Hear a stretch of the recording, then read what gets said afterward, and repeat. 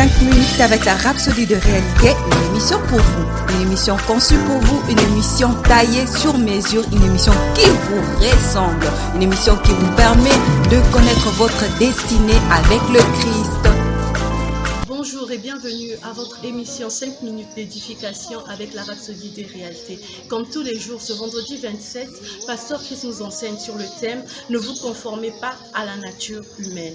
Le verset d'ouverture est tiré de 1 Jean 5, verset 13 qui dit « Je vous ai écrit ces choses afin que vous sachiez que vous avez la vie éternelle, vous qui croyez au nom du Fils de Dieu. » Le commentaire dit « Étant né de nouveau, vous avez la vie et la nature de Dieu en vous. Par conséquent, vous n'êtes pas une personne ordinaire.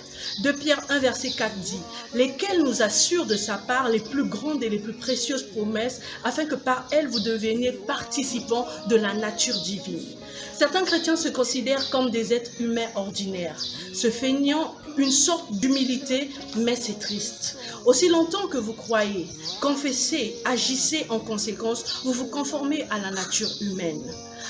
Tandis que votre nature humaine a été supplantée par la nature divine de Dieu au moment où vous êtes nés de nouveau.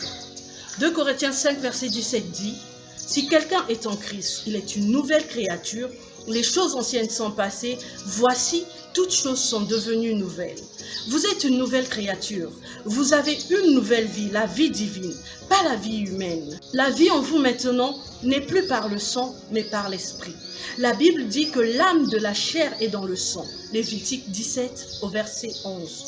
Mais Romains 8 au verset 8-9 dit « Ainsi ceux qui vivent selon la chair ne sauraient plaire à Dieu. » Mais lisez la dernière partie, il dit « Mais vous ne vivez pas selon la chair, mais selon l'esprit. » Étant né de l'esprit, vous êtes soutenu par l'esprit.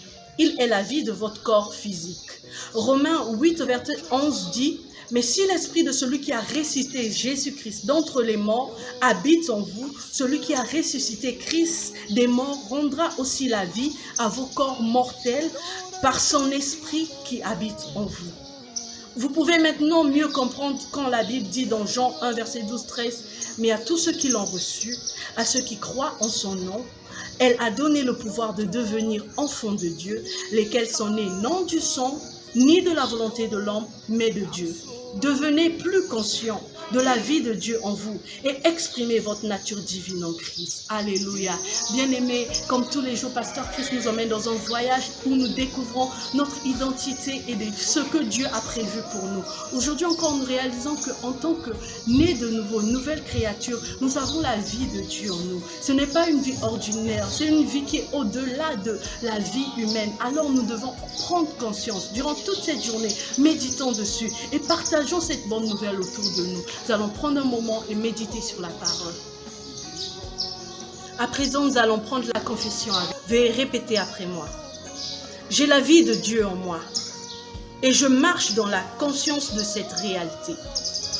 Il n'y a pas la mort sur mon chemin, car je suis l'incarnation de la vie, né de l'esprit, pour gouverner et régner en tant que roi sur les circonstances.